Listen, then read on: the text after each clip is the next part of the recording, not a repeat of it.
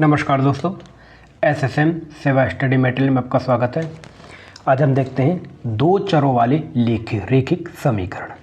छोटा टॉपिक है लेकिन बहुत इंपॉर्टेंट टॉपिक है। यहाँ से एक क्वेश्चन आपको देखने को मिलेगा।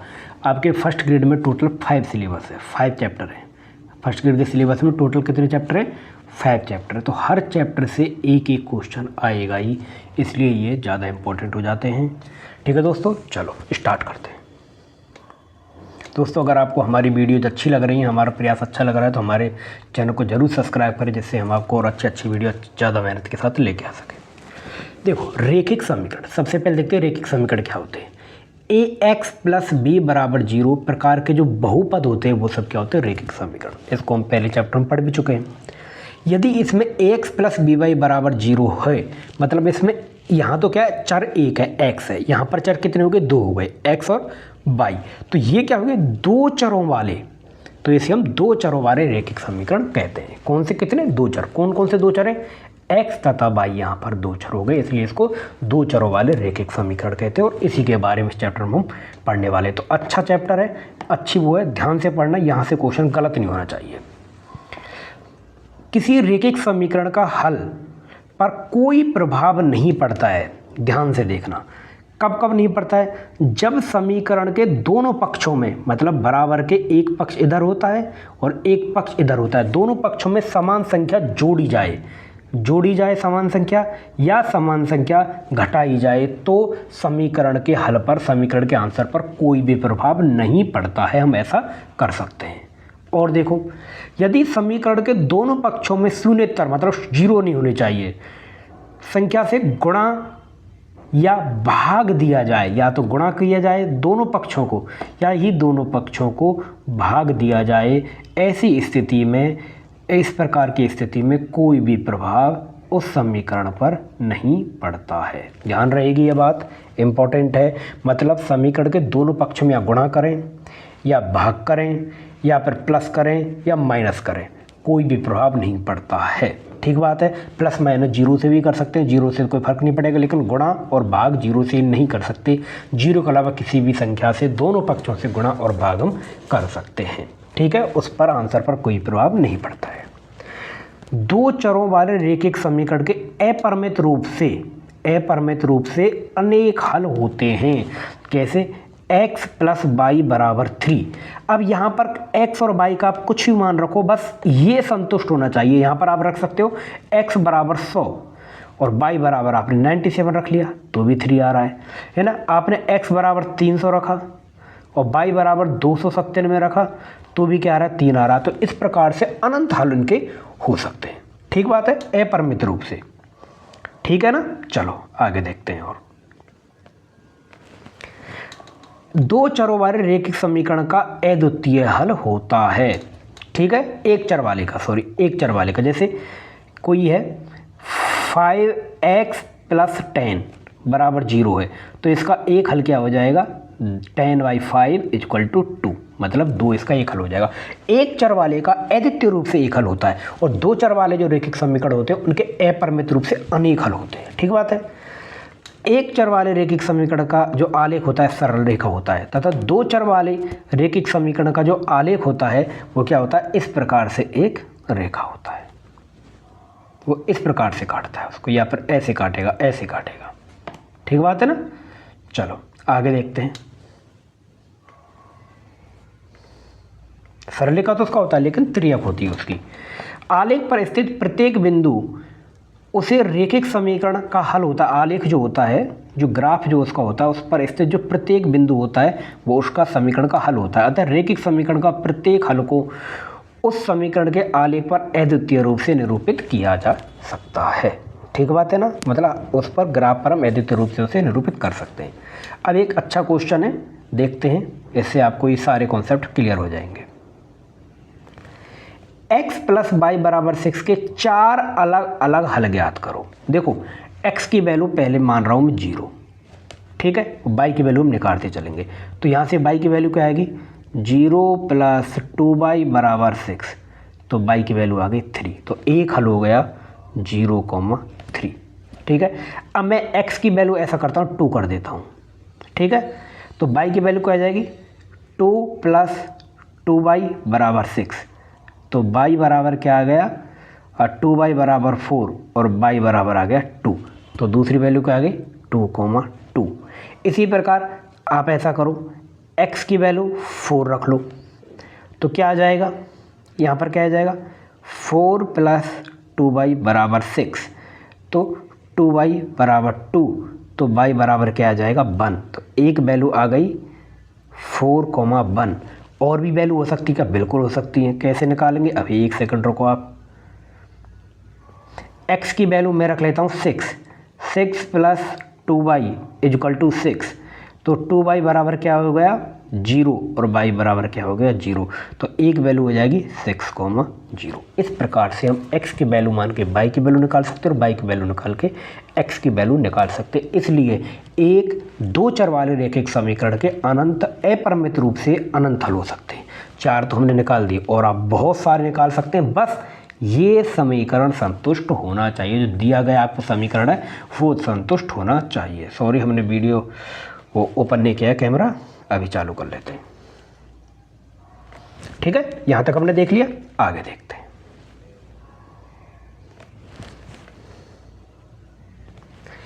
रेखिक समीकरण के ग्राफ, रेखिक समीकरण के ग्राफ देखो 2D में कब बनेगा, 2D में कौन सा, जब एक चर हो, एक चर वाला रेखिक समीकरण हो। कितने चर वाला, एक चर वाला, इस प्रकार से।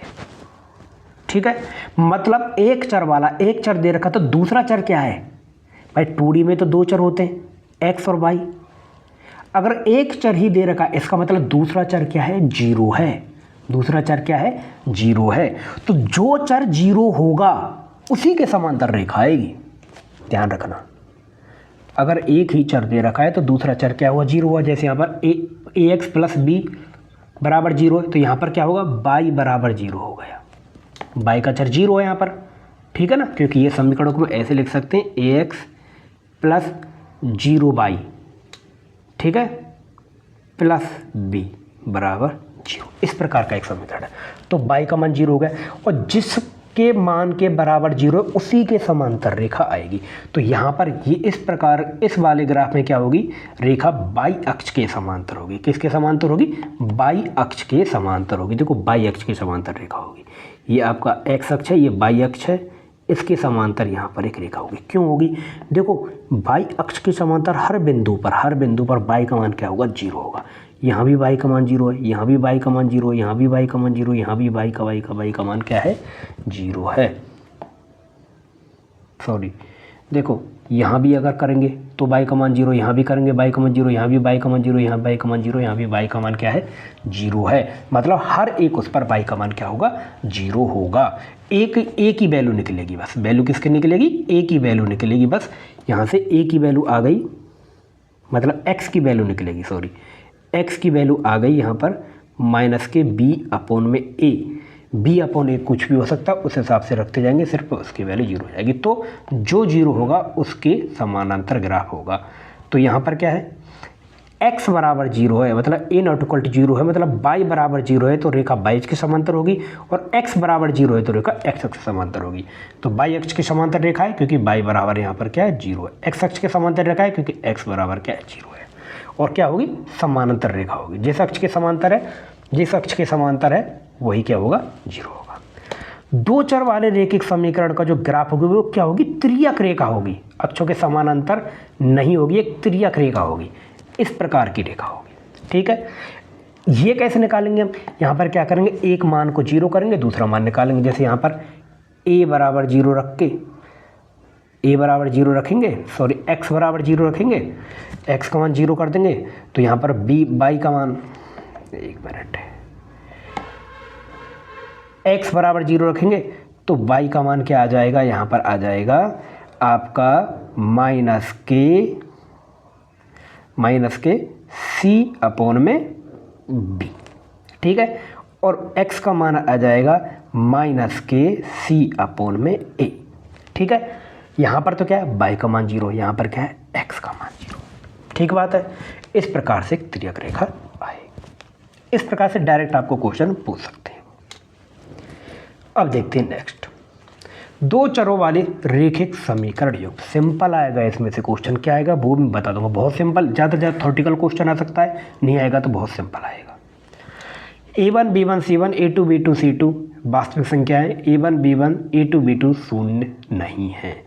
A1 x B1y plus C1 बराबर 0, A2 x plus B2y plus C2 बराबर 0, ये रेखिक समीकरण युग्म कहलाते हैं। दो दे रखे हैं, युग्म किस लिए, दो रेखिक समीकरण दे रखे हैं, इसलिए रेखिक समीकरण युग्म कहते हैं। ग्राफीय विधि से इनको हल करने के तरीके होते हैं। हम देखो सबको किससे करेंगे, एक अच्छी विधि है उससे विलोपन विधि से ही करेंगे, और कोई हमने और कोई विधि से हमें नहीं करना, बस इनकी थोड़ी ना आ जाए इसलिए इसको पढ़ना है। रेखाओं की स्थिति, जब रेखाएं एक दूसरे को प्रतिच्छेद करें, इस प्रकार से काटें, तो हमेशा एक यूनिक सॉल्यूशन होगा, अद्वितीय हल होगा। कौन सा, जहाँ जिस बिंदु पर काटेंगी वहाँ पर क्या होगा, अद्वितीय इसका हल होगा, जिस बिंदु पर ये काटेंगी। ठीक है, और युग्म क्या होंगे, संगत होंगे। युग्म क्या होंगे, संगत होंगे। रेखाएं संपाती हैं, मतलब एक रेखा के ऊपर एक दूसरी रेखा है, एक रेखा के ऊपर ही दूसरी रेखा है, मतलब पूरी तरीके से दूसरी रेखा को उसने क्या है, ढक रखा है। ऐसी स्थिति है तो अनेक हल होंगे, क्या होंगे, अनेक हल होंगे, और युग्म क्या होंगे, आश्रित होंगे, संगत आश्रित होंगे। रेखाएं समांतर हैं, मतलब कहीं भी एक दूसरे को नहीं कटती हैं, तो ऐसी स्थिति में कोई भी हल नहीं होगा, और युग्म क्या होंगे, असंगत होंगे। ठीक है, ध्यान रखिए एक बात, बहुत अच्छा इंपॉर्टेंट है ये, इसे ध्यान रहना चाहिए। देखो, बीजगणितीय विधि से इनका हल करना, हम विलोपन विधि ही करेंगे, बहुत सिंपल तरीके से बता रहा हूँ मैं। ठीक है, उसी हिसाब से आपको करना है, ज़्यादा समय नहीं, मुश्किल से 1 मिनट आपको क्वेश्चन करने में लगेगा, ये हमको सॉल्व करना है। देखो, आप क्लियर करो, आपको कोई भी एक चर x या y में से एक चर आपको हटाना है, x या y में से एक चर हटाना, वो आप फिक्स कर लो, जो आसानी के साथ हट जाए वो हटा दो। ठीक है ना। अब देखो, इसमें से क्या है, अगर हम y को हटाएंगे तो y 5 है और नीचे क्या है, 2 है, तो हमें क्या करना, ऊपर 2 से गुणा करने पड़ेगा, नीचे 5 से गुणा करेंगे तब क्या होगा, 10 10 आएगा, तब क्या आएगा, 10 10 तब आएगा। तो यहाँ पर ज़्यादा मेहनत करनी पड़ रही है, तो हम देखते हैं सिंपल, भैया हम तो गणित वाले हैं, तो हम देखते हैं सिंपल जुगाड़। क्या जुगाड़ आएगा इसमें, क्या जुगाड़ आएगा, देखो ऐसा क्यों ना करें, हम नीचे वाले को, नीचा वाला जो है इसमें हम 7 से गुणा कर दें, पूरे को 7 से मल्टीप्लाई कर दें, तो क्या होगा, 7x माइनस 5y बराबर 2, और नीचे क्या होगा, 7x प्लस 14y बराबर 21। ठीक है, अब क्या करना है, हमें x हटाना है, क्योंकि x समान बच रहा है, x हटा दो। x हटाने के लिए हम क्या करेंगे, यहाँ पर ऊपर वाले में से नीचे वाला घटा देंगे, तो नीचे वाला घटाएंगे तो नीचे वाला जो है उसके यहाँ पर हम मान चेंज कर देंगे, ये प्लस का चिन्ह है तो माइनस, सारे चिन्ह बदल देंगे। यहाँ पर जो कुछ चिन्ह नहीं होता तो प्लस का चिन्ह होता तो माइनस हो जाएगा, प्लस की जगह माइनस, यहाँ पर प्लस की जगह माइनस, तो आगे हम देखेंगे। यहाँ पर क्या आ जाएगा, 0, यहाँ पर क्या बचेगा, 19 बाई माइनस के 19 और ये क्या बचेगा, माइनस के 19, माइनस के 19। इसे हम सॉल्व करेंगे तो माइनस से माइनस हट जाएगा और बाई बराबर क्या आ जाएगा, 1 आ जाएगा। यही करना है बस, और बाई बराबर 1 को मूल समीकरण में रखना है, या तो इसमें रखो या इसमें रखो, दूसरे वाले रख लो क्योंकि छोटा समीकरण है। तो क्या आ जाएगा, x प्लस बाई बराबर 1 है तो 2 बराबर 3, तो x बराबर क्या आ जाएगा, 1 आ जाएगा। तो x बराबर बनाया, y बराबर भी बनाया। आप अगर आपको डायरेक्ट ऑप्शन दे रखे तो ऑप्शन रख के भी कर सकते हो, डायरेक्ट ऑप्शन रखो, जो समीकरण संतुष्ट कर रहा है दोनों को, जो ऑप्शन संतुष्ट कर रहा है वो उत्तर है हमारा। ऐसे हम प्रैक्टिस में करेंगे। ये अच्छा क्वेश्चन है, ट्रिकी है, बढ़िया क्वेश्चन, देखते हैं। इस प्रकार से कर लोगे, बस नीचे का आपको चिन्ह बदल लें, पूरी के चिन्ह बदलते हैं, क्योंकि हम घटाते हैं ना, एक्चुअली में जो हम माइनस करते हैं इस प्रकार संख्या होती है तो माइनस करते हैं, तो माइनस के अंदर के सारे चिन्ह बदलते हैं। ठीक बात है ना। चलो, अच्छा क्वेश्चन, ये क्या है, 2 पेंसिल प्लस 3 रबड़ों का मूल्य क्या है, 9 रुपये। 4 पेंसिल तथा 6 रबड़ों का मूल्य 18 रुपये, इरेजर्स का मूल्य 18 रुपये। तो एक पेंसिल और एक रबर का मूल्य ज्ञात करना है। देखो एक बात सुनो, ये 2 पेंसिल और 3 रबर है, और यहाँ पर 4 पेंसिल और 6 रबर है। ऊपर वाले को 2 से गुणा करके देखना, मल्टीप्लाई 2 करो तो क्या हो जाएगा, 4 पेंसिल प्लस 6 रबर बराबर 18। क्या दोनों समीकरण समान नहीं हो गए? हो गए ना। इसका मतलब ये दोनों समीकरण क्या है? समपाती हैं, एक दूसरे के ऊपर आएंगे पूरी तरह। क्या आएंगे? एक दूसरे के ऊपर आएंगे पूरी तरह, इस प्रकार से। तो इनका कोई हल, अनंत हल होंगे, अनंत हल होंगे। तो इसको हम एक पेंसिल और एक रबर का मूल्य नहीं निकाल सकते हैं। एनसीईआरटी में एज इट इज दिया हुआ, इसलिए मैंने फटका इसको। ठीक है ना, ध्यान रखना है बात। नेक्स्ट क्वेश्चन, ये बढ़िया क्वेश्चन है और इसका आंसर भी आएगा, एक बात बता दूं मैं आपको। ठीक बात है ना। चलो देखो, दो व्यक्तियों की आय का अनुपात कितने का? 9:7 है। 9:7 माना आय, हम मान लेते हैं आय क्या है? 9x तथा 7x है। उनके खर्चों का अनुपात 4:3 है। हम मान लेते हैं खर्च बराबर क्या हो गए इनके? 4y और 3y हो गए। ठीक बात है। और वो प्रत्येक व्यक्ति 2000 रुपये बचा लेता है। समीकरण क्या बचेंगे भाई? आय कितनी है? 9x। आय में से खर्च घटाओ। पहले आदमी की आय 9x है और खर्च क्या है? 4y। और कितना बचा रहा है? 2000 रुपये। पहला समीकरण। दूसरा आदमी की आय क्या है? 7x। बचा कितना रहा है? 3y। नहीं, खर्च 3y है, तो बचा कितना रहा है? 2000 रुपये। बचत दोनों की समान है। मतलब अगर हम इन दोनों को सॉल्व करते हैं, मतलब ये और ये इन दोनों का सॉल्यूशन समान है, तो वही सेम विधि, क्या घटा दो। ये माइनस होगा, या माइनस क्या होगा? प्लस होगा। यहाँ क्या होगा? माइनस होगा। ये क्या बचेगा? 2x। ठीक है। यहाँ पर क्या हो जाएगा? माइनस के 4y में से 3y जाएंगे तो बचेगा माइनस के y, और 2000 में से 2000 गए तो 0। तो यहाँ पर से क्या आ जाएगा दोस्तों? 2x बराबर y। एक समीकरण 2x बराबर y। अब 2x बराबर y को हमें यहाँ पर या यहाँ पर किसी भी समीकरण रखना है, तो ये आ जाएगा 9x माइनस 4, और y की जगह क्या है? 2x बराबर क्या है? 2000। ठीक है। ये क्या आ गया? 9x माइनस 8x बराबर 2000। यहाँ से x बराबर क्या आ गया? 2000 आ गया। अब हमसे पूछा क्या? उनकी आय पूछी है। आय क्या है? 9x और 7x। x की वैल्यू हमारे पास आई है, हम धर देंगे। तो 9 × 2 क्या आ जाएगा? 18,000, और 7 × 2 14,000। मतलब उनकी आय क्या हो गई? 18,000 और 14,000 रुपये आ गई। कैलकुलेशन आपको बड़ी लग रही है, लेकिन है नहीं। जब करोगे तो अब 1 मिनट का क्वेश्चन है ये, बहुत सिंपल क्वेश्चन है, ध्यान रखना। ठीक बात है ना। तो याद रखना, अच्छा क्वेश्चन है, एनसीईआरटी का आ सकता है आपके। ठीक बात है ना। चलो और देखते हैं आगे। पॉज करके आप, भाई मैं तो मिटा रहा हूँ, आप पॉज करके क्या कर सकते हो? आराम से उनको लिख सकते हो। एग्जाम्पल को लिख लेना इनको डायरेक्ट, और फिर उसके बाद प्रैक्टिस करना। थ्योरी आपकी कंप्लीट हो जाएगी इसी में, तो उसके बाद धुआंधार प्रैक्टिस करना। आप एक वीडियो लेकर आएंगे जिसमें पूरी मैथ होगी, पूरी मैथ के फार्मूला वगैरह सब कुछ होंगे, वो रिवीजन के लिए बेस्ट होगी। देखो, 2 अंकों की एक संख्या एवं 2 अंकों की एक संख्या है एवं उसके अंकों को पलटने पर बनी संख्याओं का योग 66 है। देखो एक बात सुनो, कोई भी अंक संख्या है, जैसे मान लो 22 है या फिर 32 है, 2 अंकों की कोई भी संख्या है, हम उसे तोड़ के कैसे लिखते हैं? 20 + में 2, 30 + 2। मतलब एक तो होता है 10 × 2 प्लस कोई नंबर, एक 1 डिजिट नंबर, ये 10 × 3 प्लस 1 डिजिट नंबर। इस प्रकार से हम लिखते हैं कि संख्या को। अगर इसी फॉर्म में मैं मान लेता हूं, एक संख्या है कौन सी?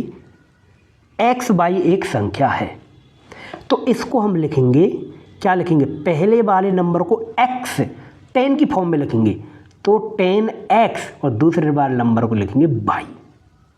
उसके अंकों को पलटने पर यह संख्या क्या हो जाएगी? byx। तो ये क्या होगा?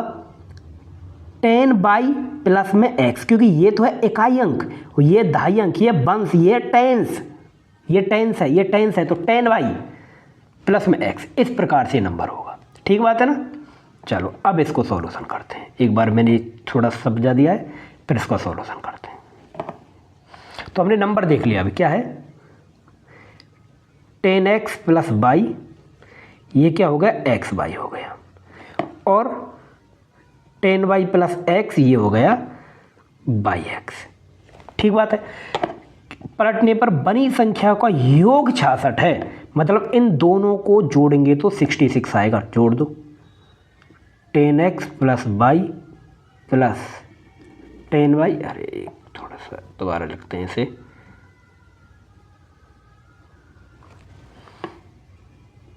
Ten x plus y plus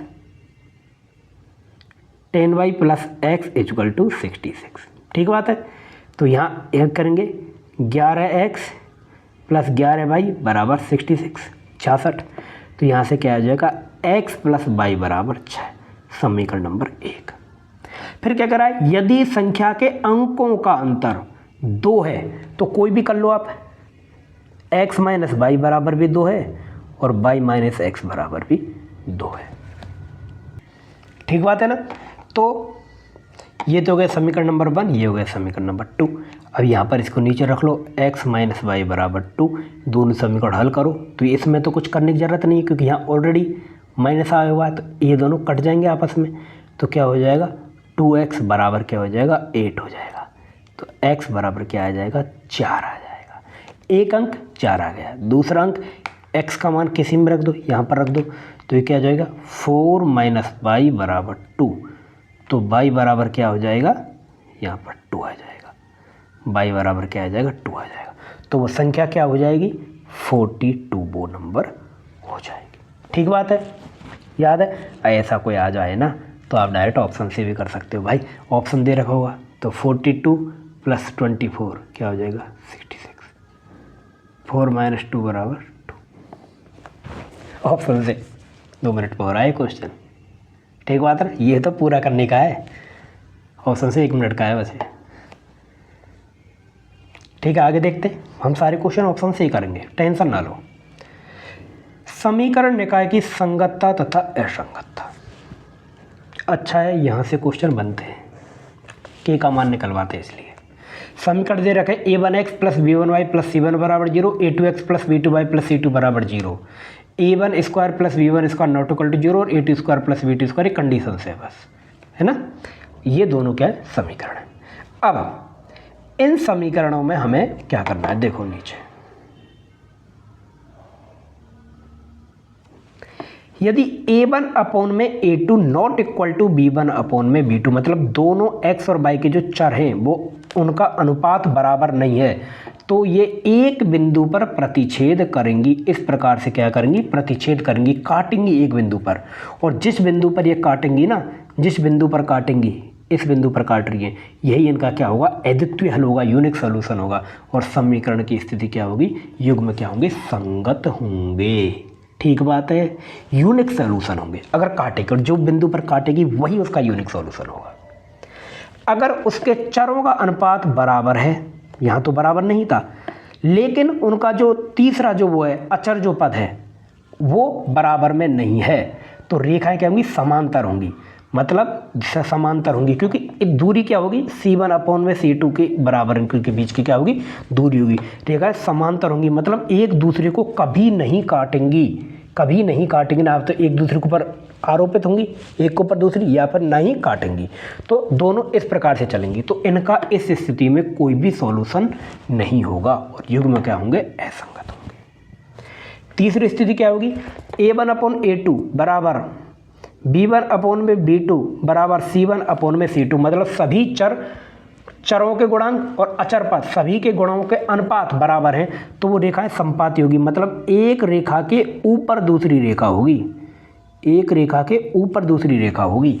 इसमें उनके अनंत हल होंगे, मैनी सॉल्यूशन। जो हमने अभी एक क्वेश्चन देखा था ना, 2 पेंसिल प्लस 3 रबर का मूल्य क्या था 9 था, और 4 पेंसिल प्लस 6 रबर का मूल्य 18 था। तो ये क्या थी, एक दूसरे के ऊपर आ रही थी इस प्रकार से। तो इसका इसलिए मैनी सॉल्यूशन से युग्म आश्रित होंगे तथा संगत होंगे। ध्यान रखना है दोस्तों, अच्छे सवाल यहाँ से बन सकते, ये डायरेक्ट यही आ जाएगा आपको थ्योरी में। ऐसी थ्योरी वाले क्वेश्चन मैं आपको कराने वाला हूँ प्रैक्टिस में। ठीक है, नेक्स्ट देखो, निम्नलिखित संगत युग्म के ज्ञात कीजिए तथा इनके अद्वितीय हल हैं, कोई हल नहीं है, अनंत हल है, संगत असंगतता हमें चेक करनी है। ठीक बात है, चलो करते हैं, यही हमारा काम है दोस्तों। चलो पहले को देखते हैं। 2/6 बराबर 3/5 क्या है, नहीं है, मतलब A1 अपॉन में A2 not equal to B1 upon में B2, ये नॉट इक्वल टू है, इसलिए इसका क्या होगा, अद्वितीय हल होगा, अद्वितीय हल होगा। ठीक बात है ना, यूनिक सॉल्यूशन होंगे, एक दूसरे को इस प्रकार से प्रक्षेप करेंगे। दूसरा देखो, 6/9 बराबर 5 अपॉन में 15 और ऊपर आ जाएगा 2, करके देखो इसे, ये हो जाएगा, क्या आ जाएगा, ये आ जाएगा यहाँ पर 3 दूनी 6, 2/3 बराबर 2/3। ठीक बात है, लेकिन C1 अपॉन C2 क्या है, 11/21, मतलब A1 अपॉन में A2 बराबर B1 अपॉन में B2 but not equal to C1 upon में C2। क्या होंगी, रेखाएं समांतर होंगी, एक दूसरे को कभी नहीं काटेंगी, तो क्या होंगे, कोई हल नहीं होगा, इसका क्या होगा, कोई हल नहीं होगा। तीसरा देखो, तीसरे में क्या होगा, -3/9 इंटू ऊपर आ जाएगा 2, 4/-6 ये हो जाएगा बराबर, यहाँ से 5 ये इधर जाएगा तो माइनस को हो जाएगा -15 ऊपर आ जाएगा 2, तो ये कट पिट के क्या आएगा दोस्तों, यहाँ से आएगा 2/3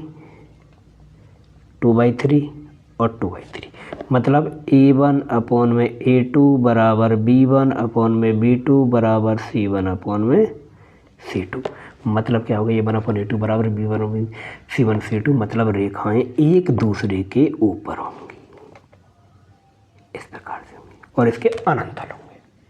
ठीक बात है, एक बस में हमने तीनों समझ लिए, संगतता, असंगतता, असंगतता। संगतता कहाँ होगी, यहाँ पर सुसंगत होंगे, ठीक है, यहाँ पर असंगत हल होंगे, यहाँ पर संगत हल होंगे लेकिन अनंत हल होंगे। ठीक बात है ना, ध्यान रहेगा। चलो बार बार करना इन क्वेश्चनों को, थोड़ी कम इतनी लिमिटेड पड़ जाती है, बाकी सब प्रैक्टिस की जाती है। अगर आपको हमारी वीडियो दोस्तों अच्छी लग रही है तो प्लीज़ लाइक, शेयर और सब्सक्राइब जरूर करें, जिससे हमारा चैनल ग्रो हो और हम आपको अच्छी अच्छी वीडियो लेके आएँ।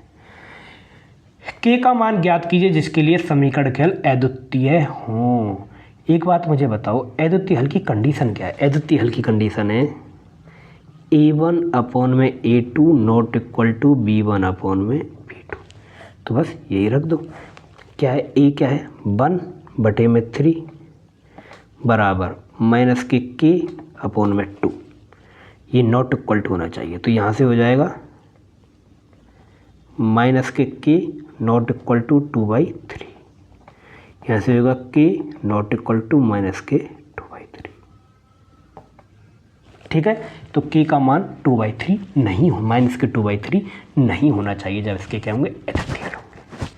याद रहेगा, याद रहेगा। K का मान ज्ञात कीजिए जिसके लिए समीकरण लिखा है कि अनंत हल हो। अनंत हल की स्थिति में एक के ऊपर क्या होगा, दूसरा, तो ऐसी स्थिति में सब कुछ क्या होगा, बराबर A1 अपॉन A2 बराबर B1 अपॉन में B2 बराबर C1 अपॉन में C2, बस रख दो। K-3 अपॉन में क्या आएगा, यहाँ से K बराबर 3 अपॉन में K बराबर K अपॉन में 12। लास्ट के 2 से सॉल्व कर दो, इससे सॉल्व कर दो क्योंकि इजी रहेगा। यहाँ पर द्विघात समीकरण बनेगा जिसको सॉल्व करने में टाइम लगेगा। इसको ऑप्शन से रख सकते हो डायरेक्ट, यहाँ पर इसमें ऑप्शन रखो, जो समीकरण ऑप्शन संतुष्ट करे वही उत्तर है। ये हो जाएगा 12 × 36, 12 3 × 36 बराबर K स्क्वायर, तो यहाँ से K की वैल्यू क्या आ जाएगी, +-6 आ जाएगी। ठीक है, याद रहेगा। डायरेक्ट रख के देखो, K की जगह पर 6 रख के देखो, दोनों समीकरण संतुष्ट करें, -6 भी दोनों समीकरण संतुष्ट करेगा। ठीक बात है ना, याद रहेगा, याद रहना चाहिए। नेक्स्ट क्वेश्चन, K का मान जिसके लिए समीकरण निकाय का कोई हल नहीं है, कोई हल नहीं है, ऐसी स्थिति में समांतर होंगी। मतलब A1 अपॉन में A2 बराबर B1 अपॉन में B2 not equal to C1 upon में C2 कर रख के देखो। 3/k बराबर -4/3, ठीक है। और ये नॉट इक्वल टू होगा 7/-k5। ये तो छोड़ ही दो, इनसे करके देख लो क्या होगा। 9 बराबर -k4k, k बराबर क्या हो जाएगा -k 9/4। ठीक बात है, ये होगा तो समीकरण का कोई हल नहीं होगा। ठीक बात है, आगे चलो। तो यहीं तक था आपका चैप्टर, यही चैप्टर है। इसमें बहुत छोटा चैप्टर, लेकिन एक क्वेश्चन आता है और ज़्यादातर क्वेश्चन यहाँ से आने के लिए रहते हैं। की का मान वगैरह निकलवाता है, थोड़ी से क्वेश्चन आते हैं जिनको हम आपके प्रैक्टिस में लेके आएंगे। तो दोस्तों, अगर आपको हमारी वीडियोज अच्छी लग रही है, हमारा प्रयास अच्छा लग रहा है, तो हमारे चैनल को लाइक करें, शेयर करें, सब्सक्राइब करें। ठीक है, बने रहिए सेवा स्टडी मटेरियल्स के साथ। आपको बहुत अच्छी एजुकेशन यहाँ से मिलने वाली है। ठीक बात है ना। हमारा टारगेट रहेगा आपके 15 में से 15 मार्क्स हम आपको दिलाएं। 10 मैथ रीजनिंग के, 10 किसके, मैथ और रीजनिंग के 10 प्लस में 5 आपके साइंस के। 15 नंबर्स हम आपको यहाँ से देखें। यहाँ आपको करंट की वीडियो दे रहे हैं, जो भी हमारा बेस्ट है सब कुछ हम आपको डाल रहे हैं। ठीक बात है दोस्तों, बिल्कुल फ्री है, कोई भी चार्ज नहीं है किसी प्रकार का। टेस्ट सीरीज लगाएंगे उसका भी कोई चार्ज नहीं है, जो हम प्रैक्टिस कराएंगे। ठीक बात है दोस्तों, बस चार्ज इतना ही है, आपको चैनल सब्सक्राइब करना है। ठीक है, मिलते हैं नई वीडियो में, धन्यवाद।